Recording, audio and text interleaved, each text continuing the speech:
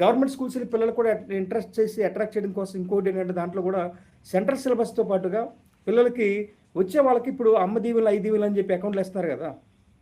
Private schools వాళ్ళకి. అలా కాకుండా ఇందులో వచ్చే వాళ్ళకి కనీసం 500, 1000 వాళ్ళ పాకెట్ మనీ కోసం ఇవ్వడానికి ప్రయారిటీ ఇవ్వాలి. అది కూడా వాళ్ళ పేరెంట్స్‌కి ఇస్తే వాళ్ళ పర్సనల్ అవసరాలకి వాటికంటే పేరెంట్స్ బర్డెన్స్ కొంచెం తగ్గించుకుంటారు. ఏదన్నా కావాలన్నా, కొనుక్కోవాలన్నా, చేయాలన్నా. బుక్స్ కానీ అవన్నీ కూడా కొనుక్కోవాలన్నా, ఏం చేయాలన్నా కూడా పేరెంట్స్ దాన్ని కొంచెం సేవ్ చేసుకుంటూ ఉంటాయి. తల్లిదండ్రుల ఖాతాలోనే ఇస్తే తల్లి ఖాతాలో కొన్ని ఆ పాయింట్ ఆఫ్‌లో చాలు. సో దానివల్ల ఏమవుతుంది?